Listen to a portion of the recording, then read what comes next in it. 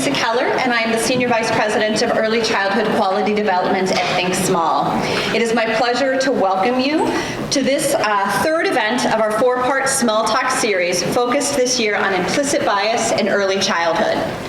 We launched our Small Talk series a few years ago with the idea of initiating conversations on topics important to the early childhood field and to discuss innovative solutions to early learning issues in Minnesota. This morning, our conversation will build on our previous conversations in this series, held in October and December, where we examined individual and collective implicit bias in early childhood and discussed who's accountable and how we can put accountability into practice. Our conversation today will continue with that self-examination and discussion on accountability by also addressing implicit bias on our children as we work together to find policy solutions. Our guest panelists will discuss how policy impacts our lives, the unintended and sometimes unintended consequences on our children, how we can strive for equity in policymaking, and our guests as advocates and leaders themselves will provide some examples of how we will all champion equity in policymaking. Joining us today to moderate and facilitate this discussion is Jaylon Rosenblum, Head of Marketing at Manhattan Toy Company and a Think Small board member, who along with our panel of distinguished leaders will bring her own expertise to the conversation. But before I introduce Jaylon, I first want to make sure to thank our wonderful sponsors who through their generous sponsorship donations and have allowed us to offer these Small Talk events free. At this time, I'd like to recognize our event partner and today's event sponsors. If you're here representing our event partner or one of our sponsors, please stand and be recognized. First, our visionary sponsor is the Northside Achievement Zone. And I know we have Sondra and Andre here, if we can give them a round. The Montessori Center of Minnesota is a building sponsor. There you are. Thank you.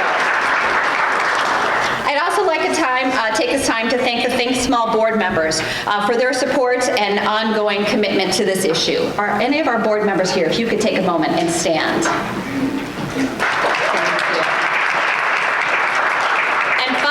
Today is the first session of the legislative session, or first day of the legislative session. So I'd like to offer a special thanks to our elected representatives who have joined us this morning, Representative Dabney and Representative Moran.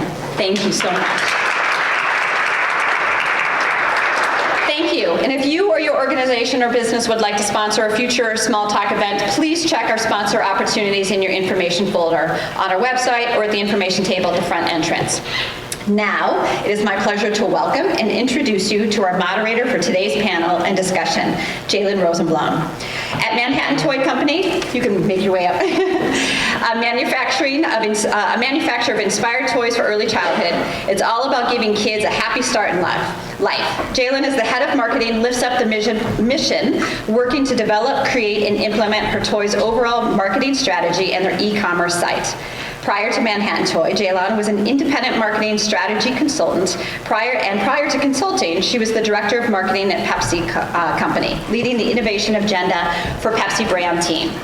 She has an endless curiosity for understanding consumer and community needs, which fuels her excitement about doing deep dive diagnostics on businesses and pulling those insights through a building strategy. Jaylon has a BA in economics from Brown University and an MBA in strategy and marketing from NYU Stern School of Business. And we couldn't be more pleased to have her join our board of directors this year. Please join me in welcoming Jaylon.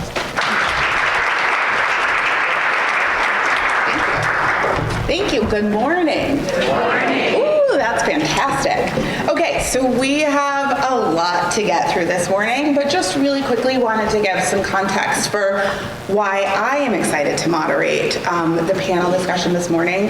I had the visceral reaction when I was asked of saying yes. I have two small boys that are boys of color, and I think constantly about how they are going to grow up and navigate the world. And what is that implicit bias that they will encounter? I think as I started to do some more digging, I turned it into that introspective component that CISA was referencing. There are those assumptions and stereotypes that I also bring to my world and I bring to my workplace. And so I'm super excited to dive into this and to continue to learn more and have discussions. I am going to kick it off by inviting the panelists up here. And I will do, as you make your way up, I will give just the rundown of the day, and then I'll go through and introduce all of the panelists once they get settled. But we have a really, really fantastic morning set out today. The panelists are first going to provide some foundational context for what our topic is this morning. And then we're going to go into a question and answer session. I'm going to start with questions and then would love to toss it out to you and helping ask questions as well. And then we're going to take a component of time to have some small table discussions. So I think that's really good. The smaller groups can get into a little bit of a deeper discussion. And then we'll have a share out at the end. And that's it. We will have you out of here by 9 a.m. Does that sound good? We're good with that? Okay, fantastic. So I have the honor of introducing our panelists. I'm going to start with Sondra Samuels.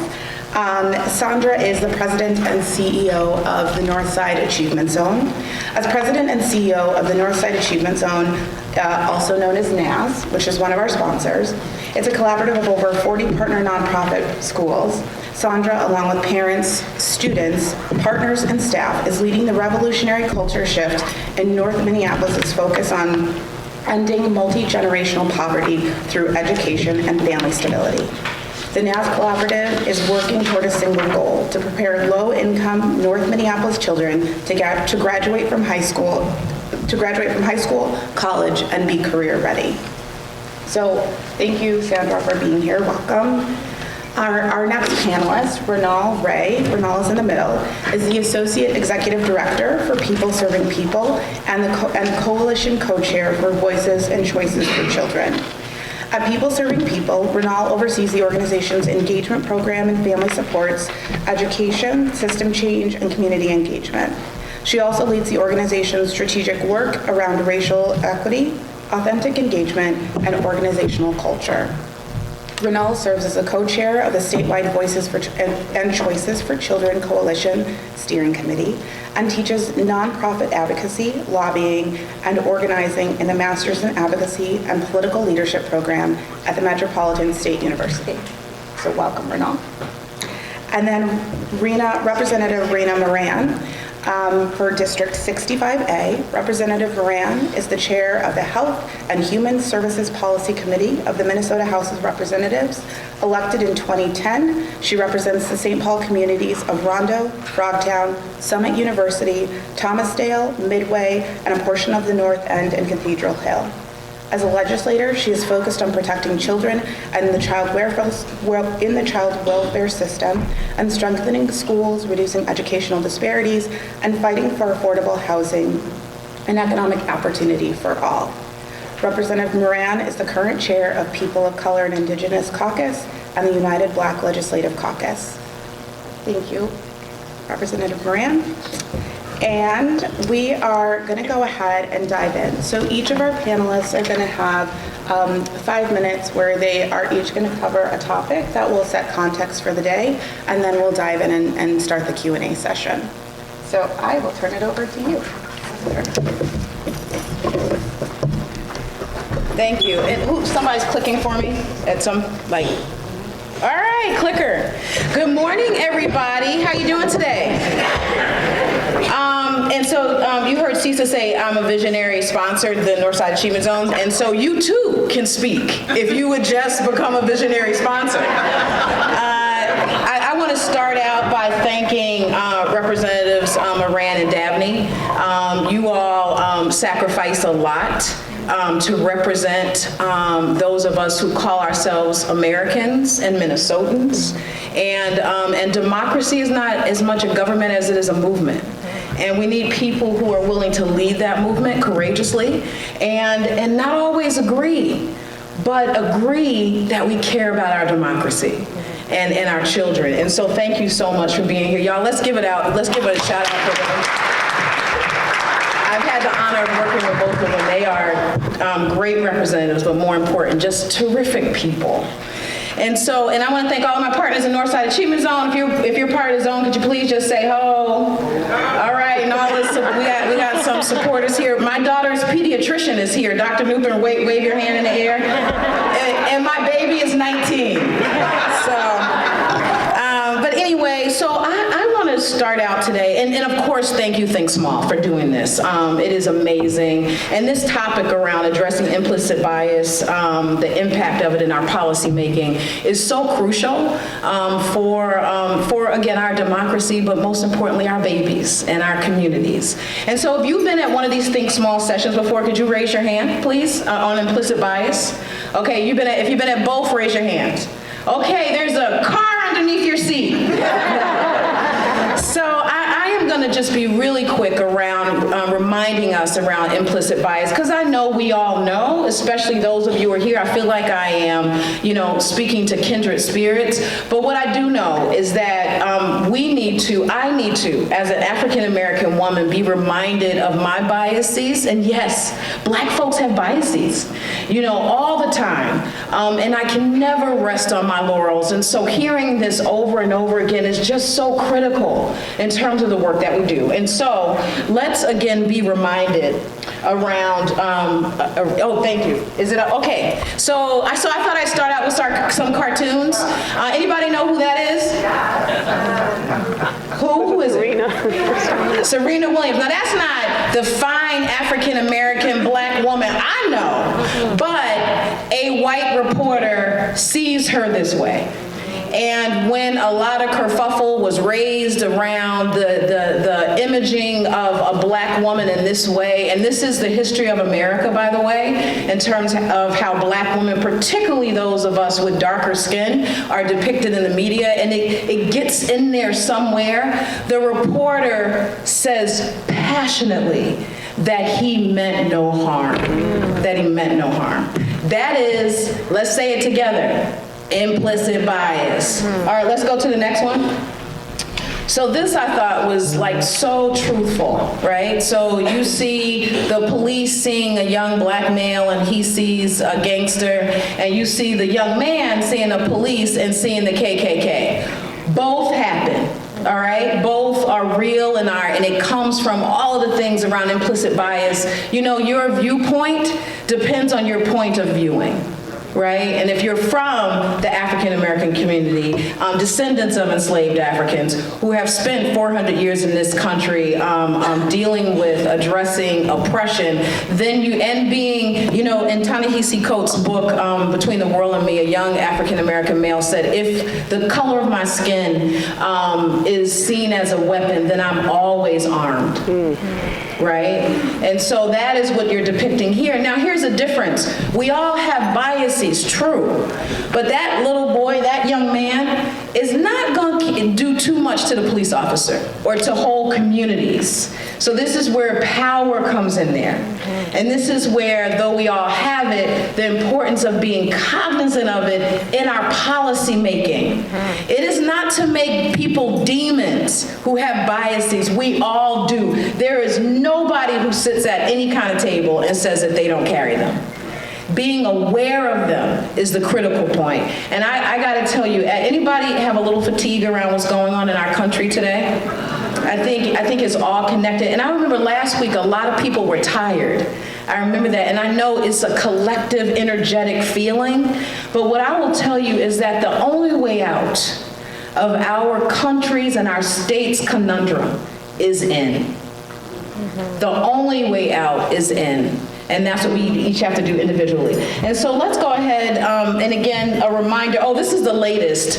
No matter where you stand on the comprehensive district design that's happening in Minneapolis public schools, there is a lot of implicit bias that is happening in the dialogue and discussion. Tonight, anybody tracking that at all? All right, tonight is a big school board meeting. This will be some of the most seismic decisions made around our district that will impact Minneapolis, not just North Minneapolis. I would submit as close to the deseg legislation that was passed, and when Minneapolis and St. Paul had to actually desegregate schools. That's how big this is. And there are major decisions on the table around where kids will go to school, magnet schools, things of that nature. But the most important thing you need to know is that even if nothing is done, something will be done. Schools will be closed in Minneapolis. And so this is one where folks from the whiter part of the community were upset. And again, this is not like parents, and this came down as soon as it went up. But what we know is that somebody was feeling this way, right? Because there's talk of Ann Watton, which is 2.2 miles, a middle school away from North High. Instead, right now, those kids get bused 5.2 miles to Southwest High School. So the thought is that they would go to a closer school. And so you can see what it says here, this will destroy our community. So one has to ask, what is the thought of our kids in North Minneapolis who actually go to North High?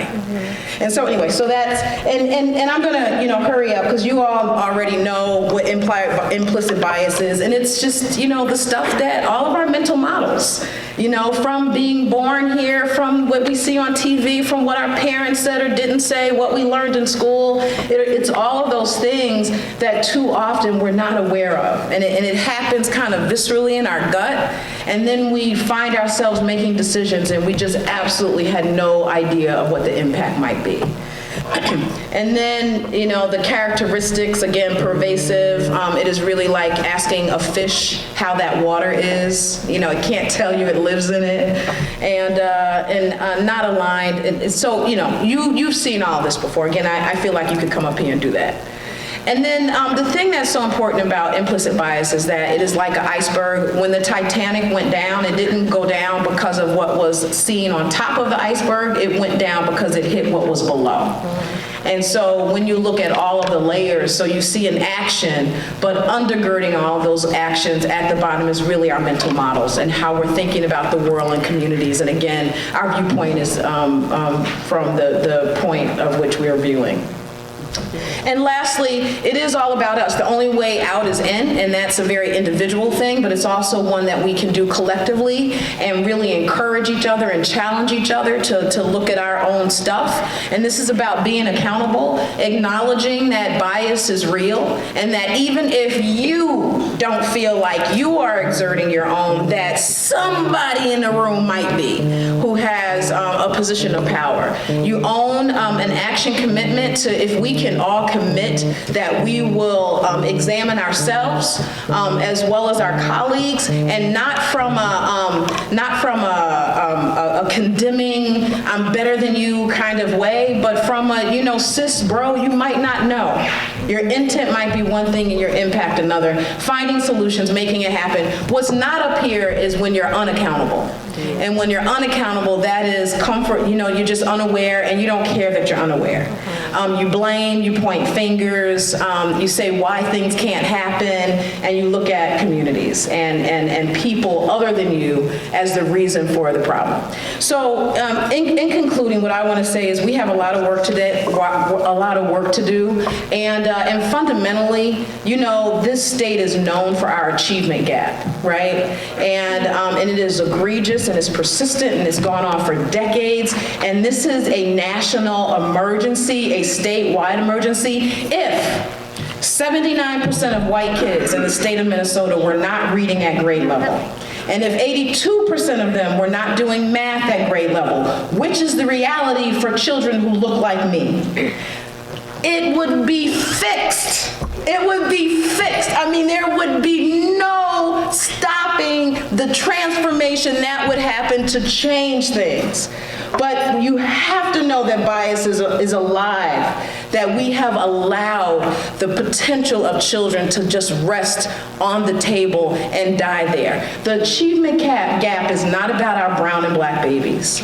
It is about us, the adults. And we have the gap.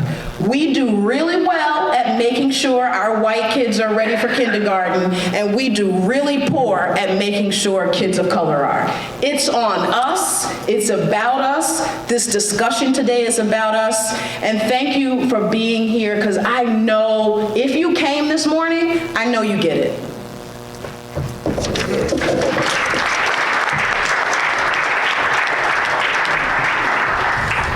So So next, Rinal is going to come up and share examples of how advocates and policymakers can work together on creating equitable policy.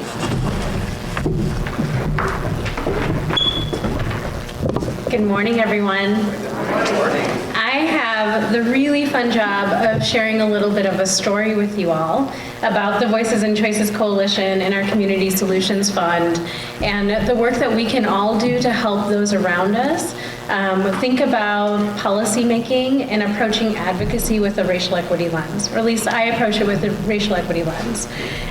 So if you're not familiar with Voices and Choices, we're a coalition that focuses on shaping more equitable practices and policies that will better support outcomes for children of color and American Indian children prenatal to age 8 across the state. We believe that people of color and American Indians must be at the table as policies are created and decisions are made about and for our children. There's a few folks from our steering committee, including Voices and Choices co-chair Diane Halsey in the room, and the amazing Melos Loso, who really does a great job supporting this work. Since the mid-90s, since forever, communities of color and American Indian communities have been doing things that support their children's health and well-being in some really innovative and creative ways. Those communities have been historically under-resourced. So over the years, and specifically in 2014, 2015, the Children's Defense Fund started having conversations and convened communities across the state around what was working in their communities to support their children. Around the same time, Betty Amarita, who was a part of the panel at the second session, started pulling together and compiling things that people in communities of color across the state had been saying for years, since the mid-90s. All of this and that Betty's research had led to a report released in 2015. It's called Voices and Choices for Children, Recommendations for the Well-Being of Families of Color and American Indian Families in Minnesota. It has a long title and it is 70 pages and very well worth the read. But the thing is that Betty kept hearing the same things. The Children's Defense Fund kept hearing the same things. We know where the problems are in our community, and we want to be able to propose the solutions. So help us get the resources to be able to do that. So as community that was identifying those issues, and the role of Voices and Choices was to keep building that community and to help see that legislation, turn that into legislation and help see it through. So it was a community-authored piece of legislation. In 2017, the bill was introduced. There were no hearings on it. There's a lot of education and a lot of conversations with legislators and decision makers and folks in community about it. We learned a lot. There were some things that were shared with advocates that certainly advocates were able to see where implicit bias was embedded in some of the questions and conversations that we were having about who has the right and who has the ability and who is trusted with our state's resources and who is not. So we learned. We shifted and changed policy, the language that was a part of policy. We talked with legislators. We talked with folks in the executive branch. And we were responsive and sharper in how we were going to make the implicit explicit. In 2019, as we continue to educate and advance advocacy in this area, we were also building community. We're building those grassroots and those grass tops.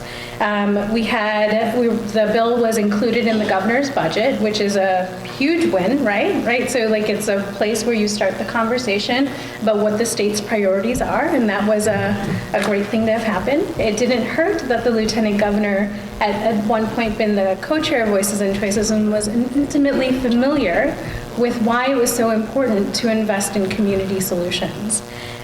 We had a really wonderful legislative kickoff. The bill was authored by Representative Mary Kunesh-Bodine and Senator Jeff Hayden, and then we got a hearing, thanks to Representative Rena Moran, in Health and Human Services Policy. It was the first time that the bill got a hearing, and it was an opportunity to center community voices and to do so in a way that was full of power and a whole lot of dignity. And we had some really wonderful testifiers who were able to share the stories and to translate why it was so important to invest in community in this way.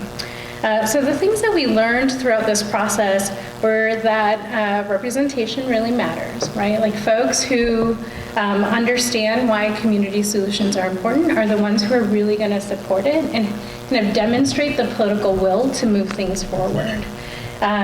So that is a really great example of kind of grassroots advocacy and community leading to the solutions and to the investment of resources that will make a difference. So the bill passed, I should share that, right? It was signed into law, and it's housed at the Minnesota Department of Health. And just last week was the deadline for the first RFP. And with some additional resources from the preschool development grant, there will be $1.5 million that is kind of goes out to community across the state to invest in communities of color, American Indian communities, and geographically dispersed communities around community solutions. I get to share that story, and that's really fun. And I also approach this work as a parent, as an organizational leader, and as an advocate. And at People Serving People, we know that our families are closest to the issue of family homelessness. They know where the problems are in our system, and they're closest to helping us determine and identify the solutions. And I also have the opportunity to teach and train. I've been teaching around nonprofit legislative advocacy for over 5 years now. And there is a way that our system works, right? Like there is a way that it was set up with intention and a way that things move through that system.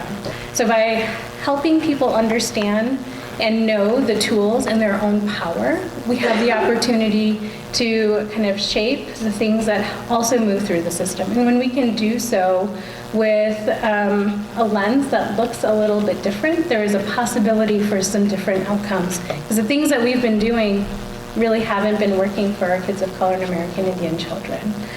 So that's where we'll leave it for now. And I know I'm excited for the conversation that's to come.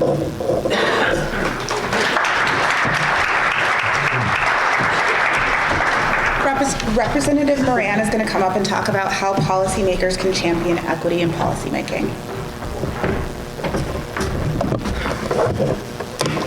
Good morning. I need some energy in this room. Okay?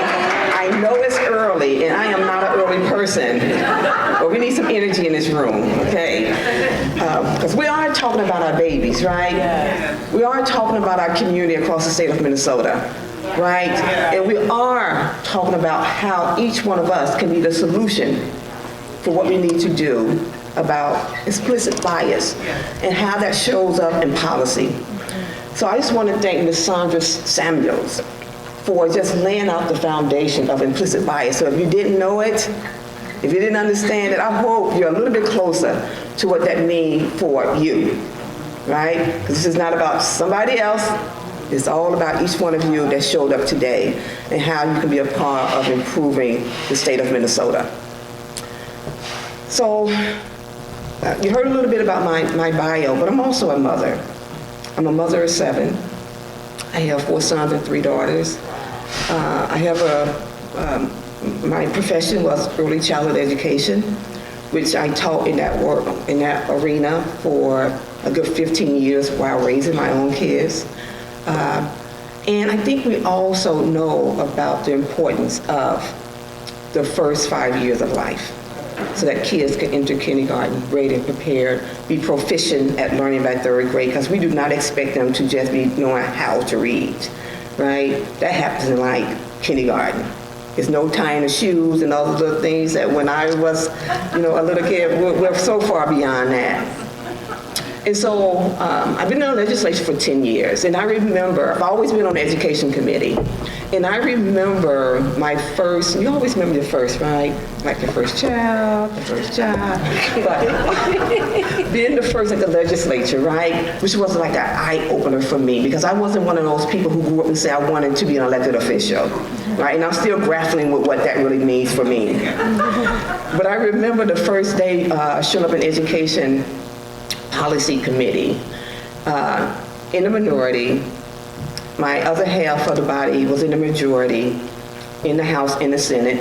And we was talking about early learning. And the conversation then was, we don't at the state invest in early learning, pre-K. We don't do that. Parents should be at home with their kids until they're 5 and 6 years old. I was like, wow. We need to move from that space.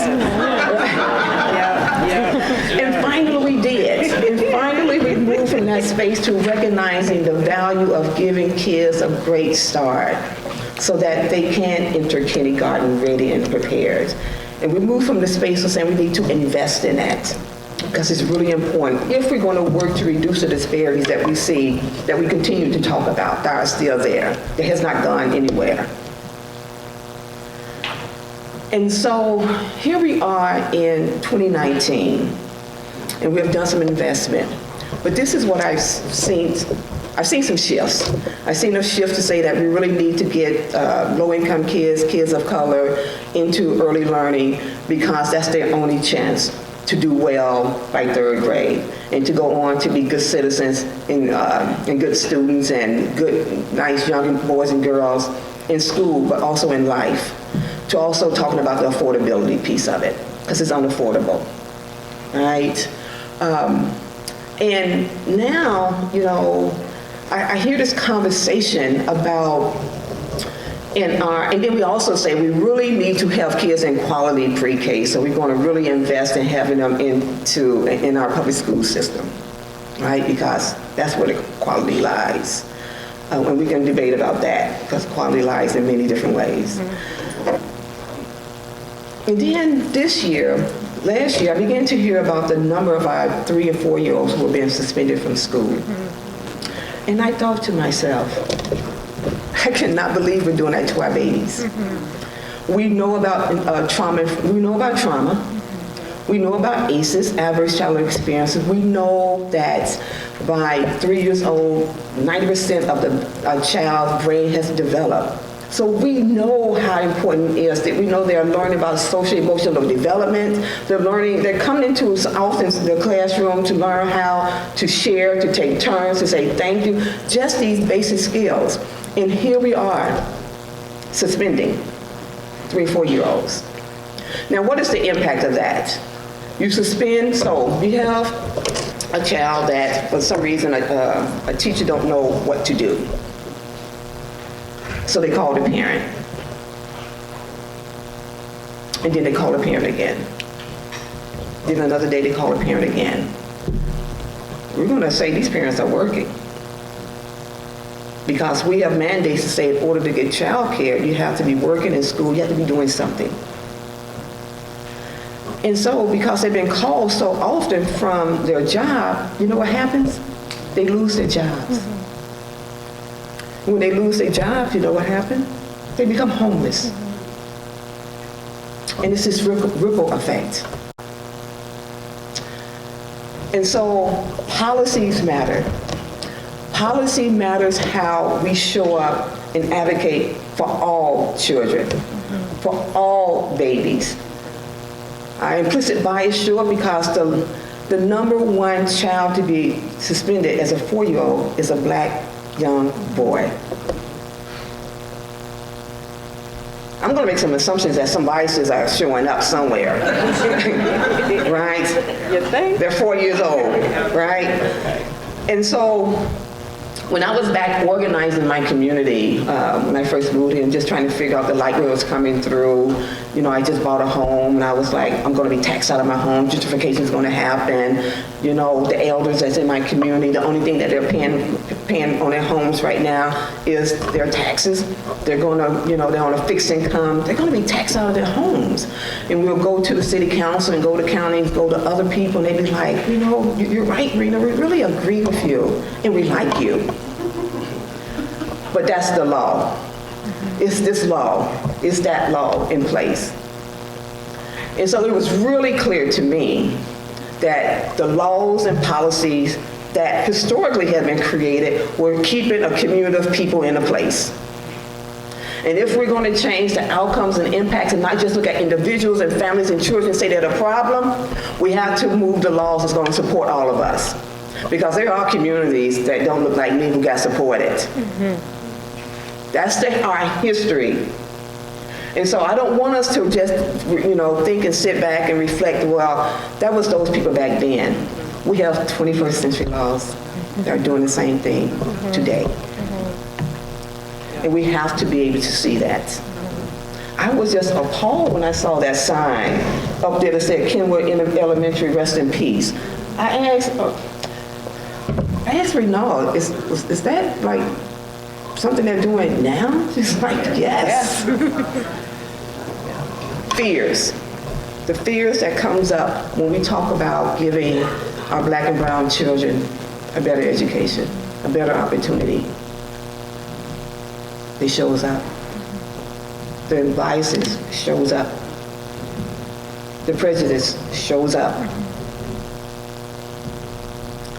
And so we have an opportunity to know that we all have work to do. But I know as a policymaker, my worldview, my mental model is about fighting for social, racial, economic, and environmental justice. That's my world. I don't know how to show up any differently, right? Because I am a great-granddaughter of a slave who fought. Many lost their lives through the challenges of that day so that I could today be here. And I have to recognize that and validate that and know that if I do not fight for the kids today, we'll have a generation of kids tomorrow that will be still feeling the brunt of the policies and the practices that we have created today. It is that important.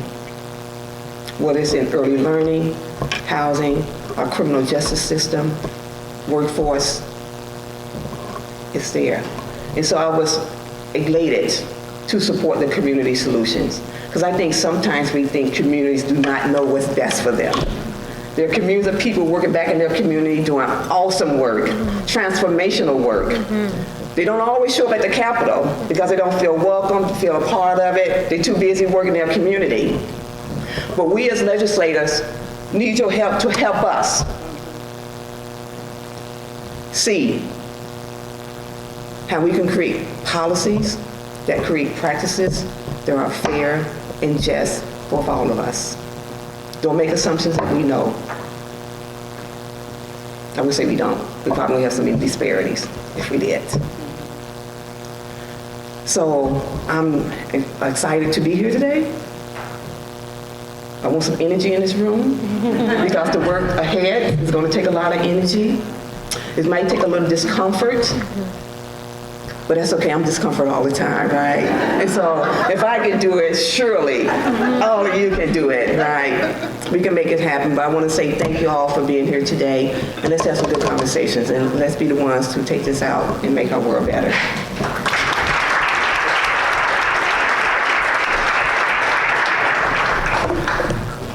Thank you. So I'm going to dive in and ask just a couple of questions and then open it up to everybody else in the room for questions. I would love to go back to that component of the 3- and 4-year-olds being suspended, as I have a 2.5 and a 4.5-year-old boy. And it does give me pause when they're like at that age, they are learning how to interact with others, right? And so it gives me pause when the teacher is constantly like, your little one shoves a lot. And I'm like, yeah, but is everybody else shoving? Aren't they like all doing that on the playground? So I would love, Sondra, maybe if you want to kick us off, how does implicit bias show up in early childhood? Yeah, so what does it really look like? Yeah, and you should be afraid, very afraid. You know, you have two boys? 2 boys. Have you all heard of the Yale study that was done a few years ago? Anybody heard of the Yale study that was done that actually they had preschool teachers and they hooked up their eyes to some contraption that could see where they were looking. And they said, okay, who do you think is going to misbehave? Who do you think is going to act out? Things of that nature. And what they found repeatedly is that the majority of preschool teachers kept their eyes on the black boys in preschool, and some of their expectation got confirmed. If you stare at me long enough, you're gonna catch me digging in my nose. Right? At some point, you're gonna see me getting a boogie out. And it's like that's what's happening, with the disproportionality. So expectations, and the thing is, our little babies know. Like they live up or down to expectations. And so the study showed conclusively kind of across, and it was done, it's really well known, you should look it up. And it was around just the expectation that the kids who would misbehave were the kids of color, and specifically the black boys. And so this is where, again, understanding that that's not policy per se, but policy happens at all levels of community, right? So it's not the big P, put it like that, right? But there are things that we need to even be doing on a very local level to address these kind of things as they come up, because we know that it is happening, it's happening in this state, it's happening across our country. I'll just add that, I'm a parent of a 3-year-old who is biracial, and it was really important for us when we were picking his childcare center to know that the teachers were going to look at him and see his brilliance and his potential, and we're going to nurture that.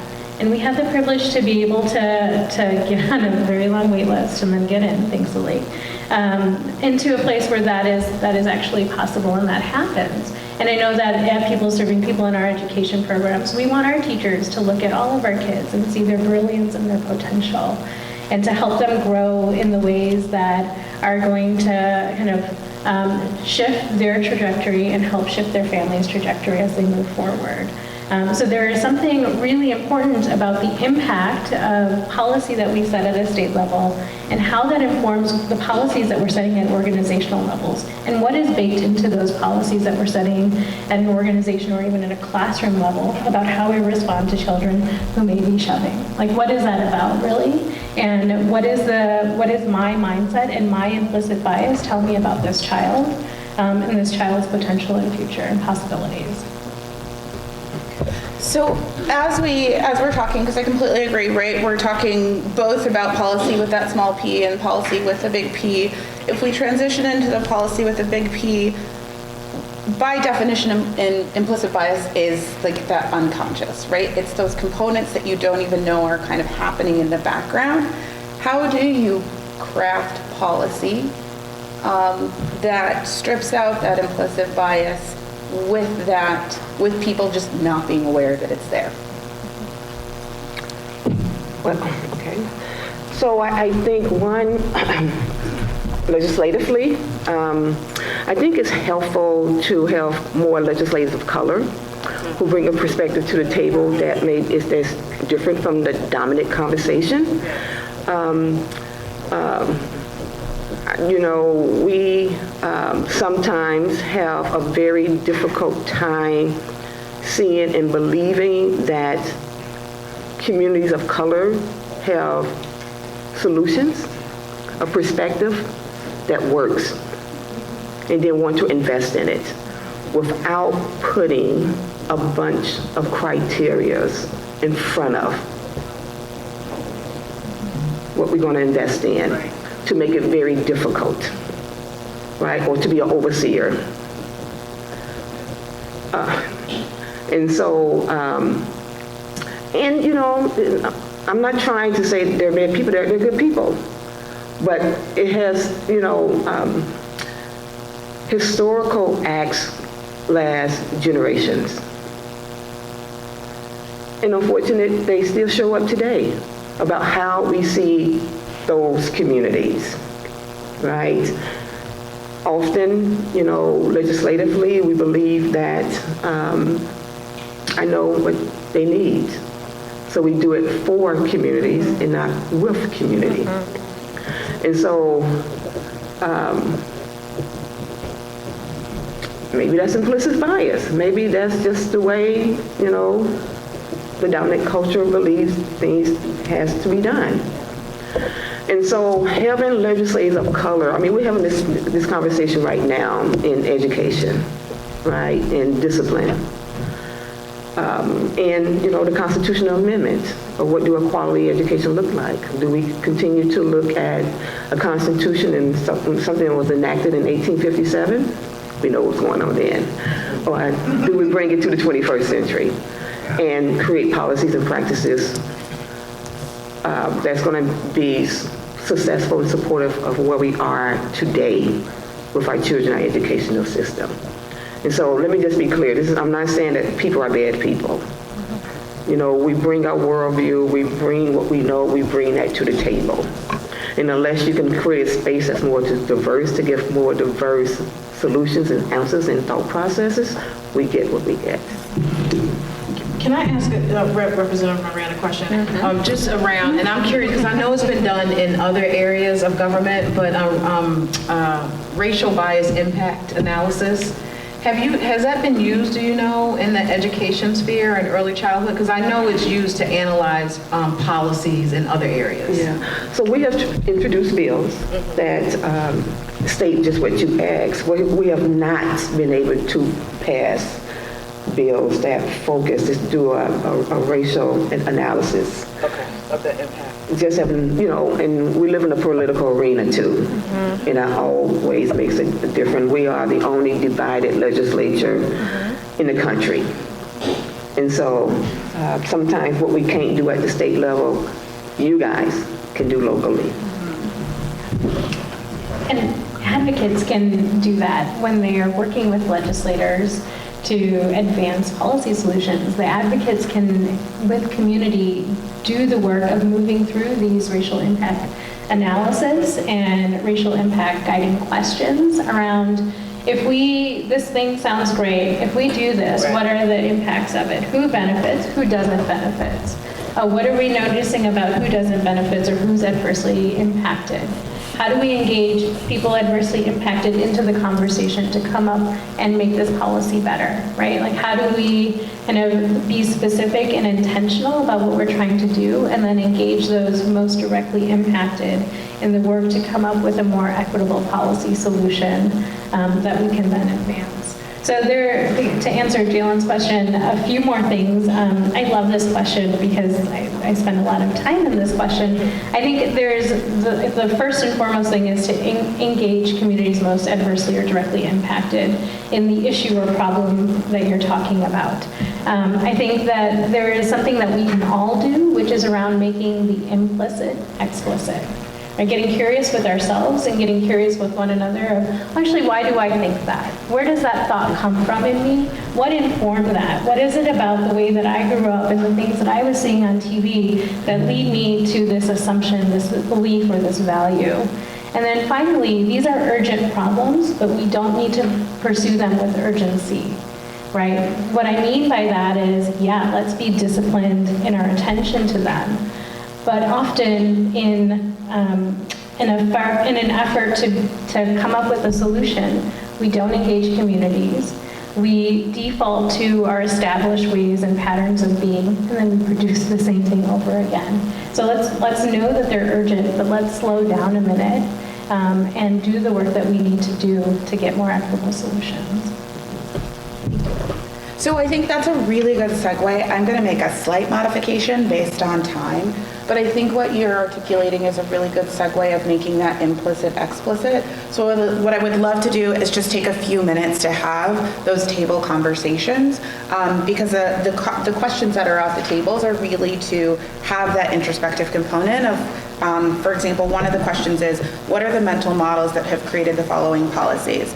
And so just to really dive into that, what is everybody's perspective on that? And then the second question at the tables is to talk to your table about how you can apply these principles in making equitably early childhood policies. So would love to turn that kind of that implicit, explicit. Unfortunately, we don't have a lot of time, so we're going to give it about 5 minutes, but I think you've heard a lot of really wonderful things from the panelists, and so just to get some time to talk to those surrounding you about those components. So about 5 minutes, and then I'll pull everybody back together. Apologies for cutting off the conversation. I know that this is a topic that really deserves more than 3 minutes. There's a lot of other things we can do in life in 3 minutes, but this is like having this conversation is not one of them. So I would love to open it up for just one audience question. That's one thing that we were not able to get to. And then definitely come back for future small talks. So going to continue the journey, going to, have reflections and time for the future. So opening it up for one audience question. Anybody? I was sitting in a meeting recently, and they were looking at trying to understand what the cost of a public program would be, trying to determine the cost of early childhood. And some consultants were brought in, a group of stakeholders were brought in, really well-meaning people who were doing a lot of really hard work. And as I was looking at the report that the consultant developed, I noticed that nowhere in the cost modeling did they think about things like if you were to care for families who may have different linguistic needs or different cultural needs, that wasn't in the cost modeling at all. That if you were going to do interpretation, if you were going to engage families in a certain kind of way, if you were going to provide food or childcare or do outreach, if you were going to hire, none of that, right? Because we talked about representation being critical, right? And so I guess my constant curiosity is how do we, as advocates and a lot of folks that are super well connected, how are we holding those costs to be true? Nobody meant anything bad by that, but they had left critical components about how they would best serve families and communities of color and indigenous families. And so, how do we hold that, right? If you were to use my example, that was implicit bias playing out all over, right? And this cost modeling could be potentially used in different policy strategies, right? So how do we hold ourselves as we sit at those tables? How do we hold the system accountable to those kinds of things? Because to Rinal's point, this is how these systems continue to get perpetuated. Not because anybody was meaning to be exclusionary. They just didn't think about it, right? Okay, go ahead and answer. One, what I do know is that often, like you, who are in the community, don't spend enough time talking to your elected official, right? What we talk about here don't stay here, right? You need to feel the environment with this conversation. I know for communities of color, often we don't trust government, we don't like government, we know the history, right? And so trying to make those connections from my community to a capital, to a legislator, to a governor, to a city council, to a school board member is really critical, that we know that our worldview, our lives, and how policies and practices impact our lives is important. And sometimes we have to be the deliverer of that message, whether we like it or not, whether we feel uncomfortable or not. If we want a more just and fair state, how about a community? Let's just start there. We have to be those messengers of the message.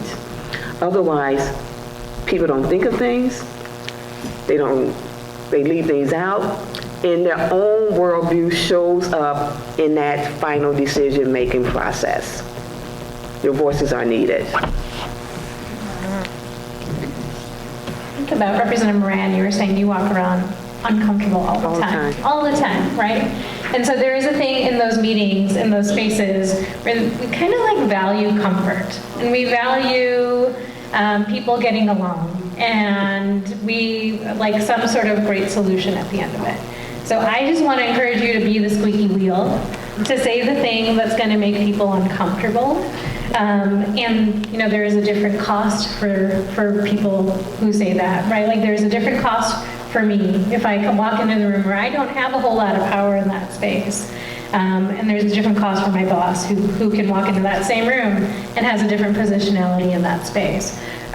Who says what? So there is an opportunity for us to figure out how do we be the squeaky wheel, to own our power a little bit more, and how do we rock the boat so we can disrupt the things that need disrupting, and actually like have better financial models and more sustainable programs and more sustainable policies to kind of lead into the future with. And really quick, I know you're trying to end. I would ditto what these two said. And one, it's really on us to get more people involved in this process, and people who are directly impacted, you know, parents, people of color, indigenous. Like, we can do that. We can build relationships and help people get to the Capitol, talk, and like you're saying, talk to your elected officials. How many of you, like, talk to your elected officials but without wanting something?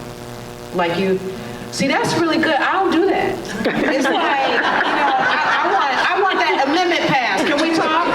You know, but to have an ongoing relationship, you know, where you are just checking in and saying, and holding them accountable. And this is what I would also like to say. I know some of the most bitter people that I know are activists who say that they're defending this or they're defending that. And I don't know about you, but I work best in love. And so in having those conversations, it's important, I think, to talk intent versus impact.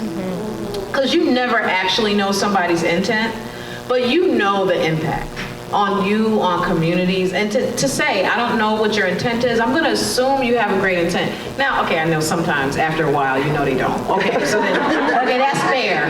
But sometimes we start off with assuming bad intent. But if you live in impact, nobody can argue with you around impact. Thank you very much. I am going to hand it over to Diane Halsey, Senior Vice President for Family Engagement at Think Small, and appreciate all of your time today. Thank you. Good morning. I will be brief as I know we're trying to close, but first of all, I just wanted to give a big thank you to Jaylon Rosenblum, our board member, for facilitating today. Excellent job, and to all of our great panelists. I mean, this could have been twice as long, and we would have had very rich dialogue that we received from each one of you today. So thank you so much for joining us this morning. I'd also like to give a special thanks again to our sponsors for underwriting the event. And to please, I want to invite all of you to our fourth and final event this year for our Small Talk series on implicit bias. It is Tuesday, April 7th. It's entitled Striving for Quality Education, Equity in Early Childhood. It'll be at the same place. Because it's our last event, we actually are extending the time. It'll be a 2-hour time frame.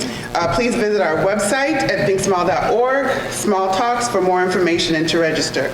And to close, I just want us to reflect on the conversation that we heard today and our own mental models. And I have a call to action for you.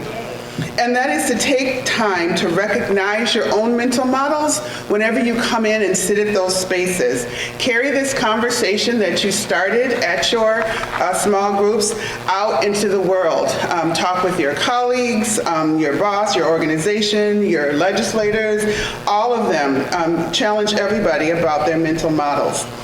Thank you all for joining us this morning and for your participation. Have a great day.